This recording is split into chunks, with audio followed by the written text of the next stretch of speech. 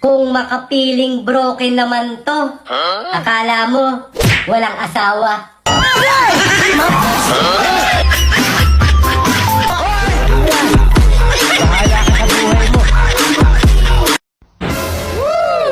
Oo, mapapalitan mo ko.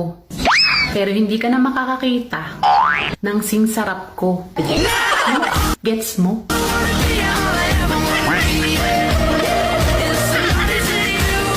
Paano naging mali ang pag-inom ng alak? Eh may tama nga yun.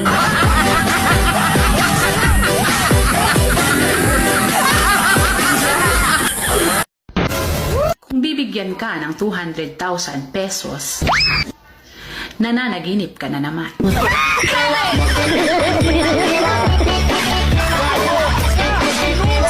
Panay-panay na naman ang pagpapakyot ninyo dyan, Dorinel. Hindi talaga kayo makontento sa bahay.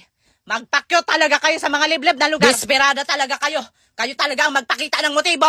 Pag sinabi ng iyong mister na ikaw ang kanyang pahinga, kabahan ka na. Dahil baka kay kumare, pinagpapawisan siya. Ang swerte. Hindi kita hiniling, pero kusa kang dumating. Tao po, naniningil po. Wisit na linding. Ang sausawan, toyo, suka, sile, kalamansi. Hindi buhay ng iba. Okay? Ilan to ito?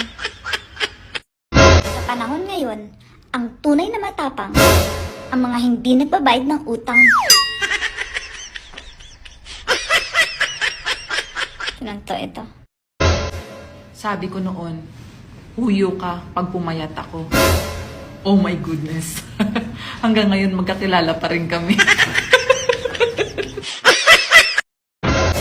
Nakakahiyaman sabihin, pumasok ako sa puso niya. Pero hindi ko kinaya, lumabas din ako agad. Nakakaloka, ang daming tao. Free entrance pala.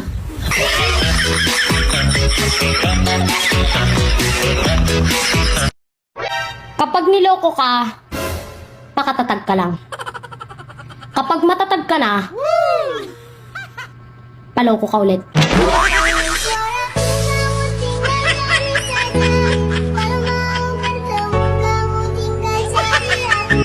Alam nyo ba, sa dami ng tao na walang pera, nasali pa talaga ako.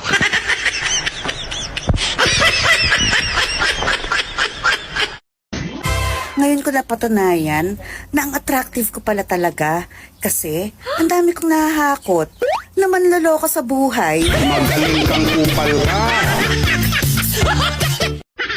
Isang tagay ng Red Horse para sa jowa mong nangabayo na ng iba. Naniniwala ka ba sa kasabihan sa mag-asawa na huwag kayong matutulog na magkaaway kayo? Oo, kaya nga 3 araw na akong puya. Shut up. Bitch ka lang. Ako super bitch. Gusto mo bang magstay sa'yo yung jowa mo? Lunukin mo.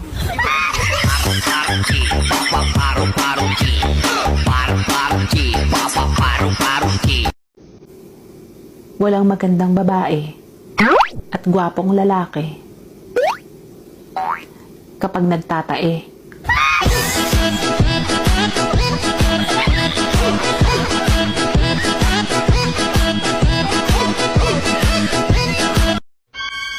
Bakit kaya namumutla na ako? Kulang siya diligyan.